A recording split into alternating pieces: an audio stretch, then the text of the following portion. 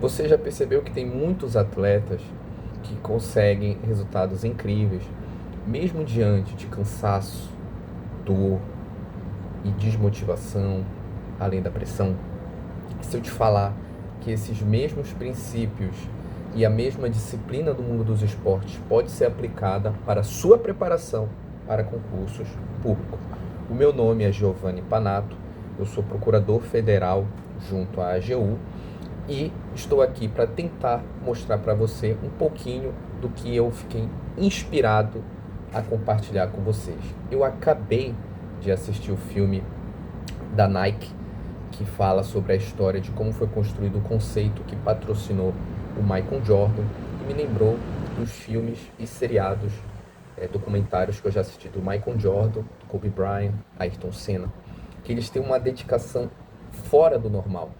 E quando eu entrei no mundo dos concursos, eu apliquei muito dessa disciplina que eu tinha nos esportes para o mundo dos concursos.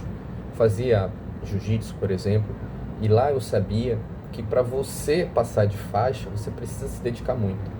Eu sempre fazia uma analogia de que as pessoas que eram aprovadas eram as pessoas que eram faixas pretas, faixas marrom. No jiu-jitsu tem faixa branca, azul, roxa, marrom e preta. E eu sabia que um aprovado, ele tinha mentalmente uma faixa preta, ou pelo menos uma faixa marrom de alto nível.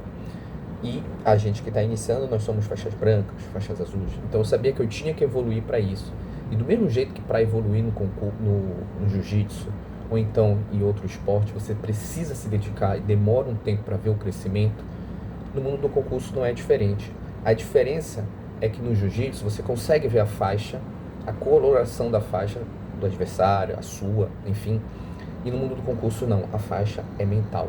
Mas do mesmo jeito que você precisa ter disciplina para evoluir no jiu-jitsu, na academia, para ter uma boa alimentação, para ter um bom físico, você também precisa utilizar isso no mundo dos concursos públicos. O primeiro ponto é lembrar que é a mesma mentalidade, porque tanto o atleta como o concurseiro, eles têm um objetivo de longo prazo e eles precisam manter disciplina para conseguir esse seu objetivo. O do atleta é a medalha, é o título, é o troféu, e o concurseiro é a sua aprovação. Então, o sucesso ele não vem de uma motivação momentânea, mas da consistência de treinar, evoluir até você chegar na sua grande competição e vencer.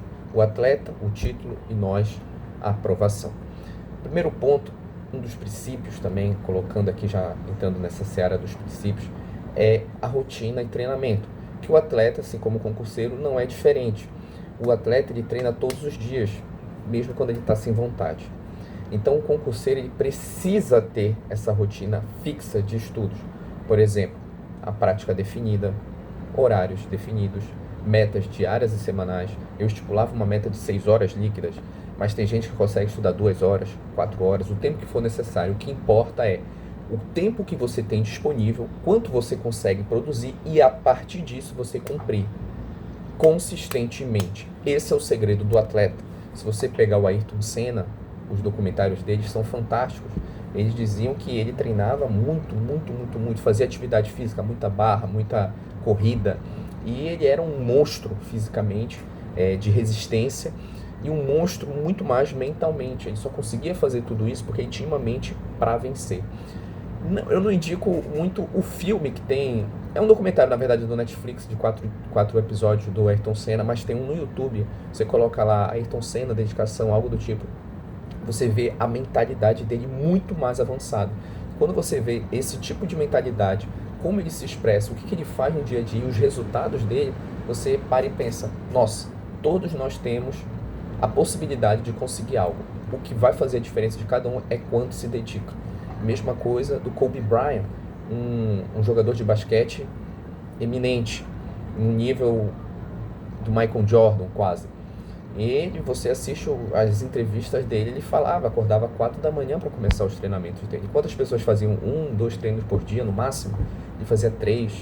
E ele falava que ao longo do tempo, acumulando muitos e muitos treinamentos, ninguém conseguia alcançar a qualidade dele, porque ele estava muito mais avançado. E eu mesmo apliquei isso essa mentalidade no mundo dos concursos e tentava estudar o máximo possível. A minha meta era ser o mais competitivo possível na área dos concursos públicos.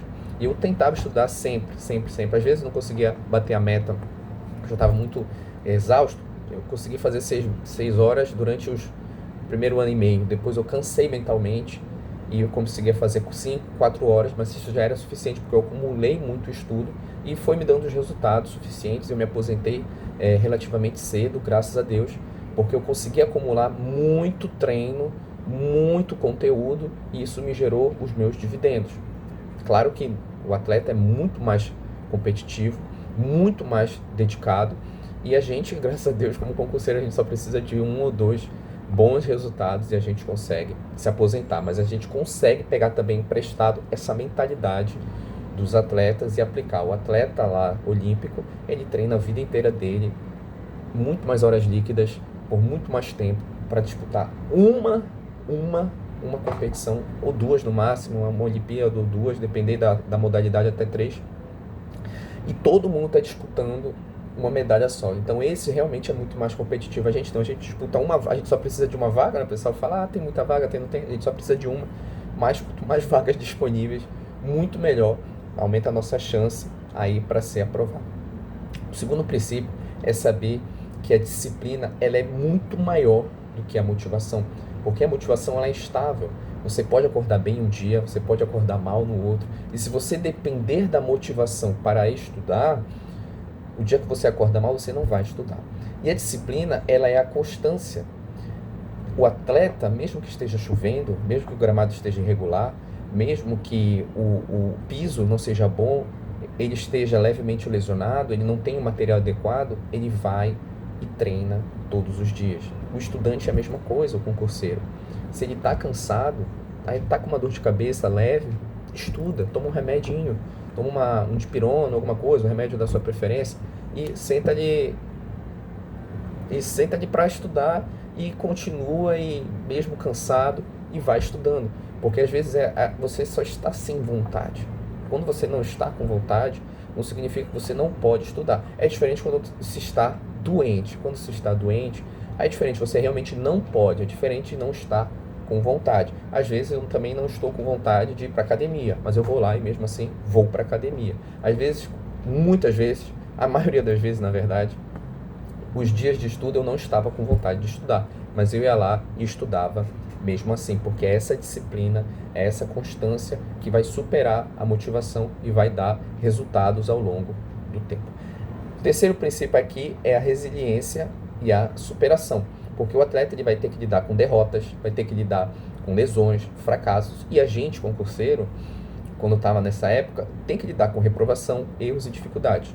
Então, o segredo é aprender com esses erros, não se abater muito, a gente se abate, é normal, mas não se abater muito e aprender com esses erros e voltar mais forte. Lembrando também que o treino, indo para o quarto princípio, o treino ele é mental. O treino ele é mental. O esporte, o atleta, não é só físico. O mais importante é o mental. O atleta mais forte não é o que vai vencer, mas é o que se dedica mais e se supera. Era assim com o Michael Jordan, por exemplo, que não tinha maior altura, mas ele tinha a mentalidade mais forte. Então ele superava as ineficiências físicas, que ele nasceu com isso, ele não tinha altura suficiente ali se comparado aos outros jogadores, mas mesmo assim ele conseguiu ser o melhor. Por quê? Porque ele tinha uma mentalidade totalmente diferente, treinava muito mais, e ele conseguia superar todos os obstáculos. Então, se uma pessoa no mundo do concurso tem alguma dificuldade, eu mesmo tenho uma dislexia, mas isso não vai fazer a pessoa não conseguir passar. Ela supera isso com muito treino, com muita dedicação e com muita consistência. Esse é o segredo. Precisa treinar muito até o ponto de aprender com erro, evoluir e depois disso fazer simulações, provas, até o ponto que você chega na sua aprovação.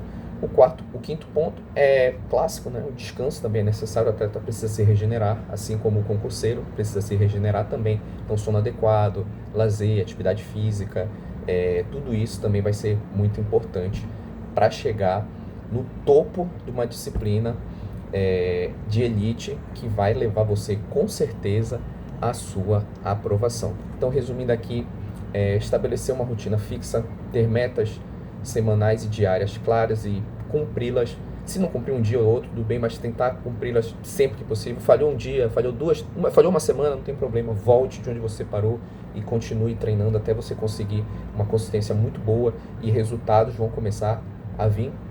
Treinar sempre simulado, fazer provas anteriores é que eu fazia muito, e cuidar da mente também, do corpo, atividade física se possível, sono adequado, uma boa alimentação, tudo isso vai deixar você como um atleta de elite.